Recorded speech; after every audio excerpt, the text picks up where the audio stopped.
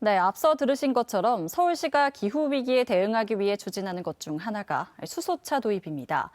문재인 정부는 수소경제를 3대 투자 분야로 정하고 최근 수소경제위원회를 출범했는데요.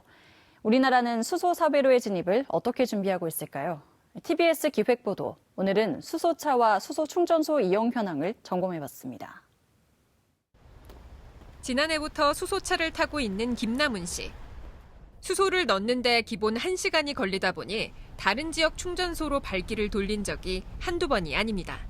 지난번 같은 경우는 거의 1시간 40분 정도 기다렸었고요. 그 대기 차량이 많다고 했을 때는 이러다가 집에 못 가는 거 아닌가? 이런 걱정이 들 때도 있고요.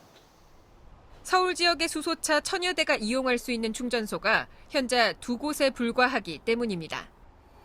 서울의 수소 충전비도 킬로그램당 8,800원으로 울산이나 여수보다 최대 1,800원 비쌉니다.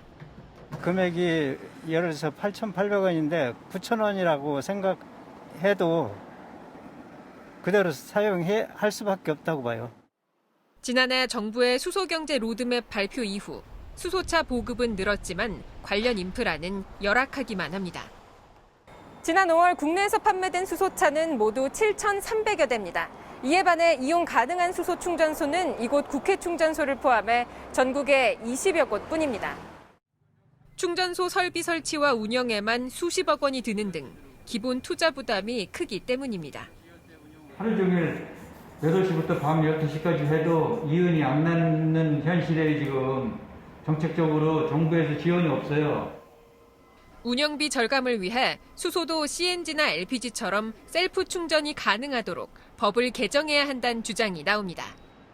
실제 그걸 고압가스 관리 자격증 있는 사람만이 충전할 수 있도록 하기 때문에 각종 불필요한 규제를 좀 완화함으로써 충전소의 이용 효율을 좀 높일 필요도 있고, 시내버스부터 대형 화물차까지 오는 2030년이면 수소차는 85만 대로 늘어날 전망입니다.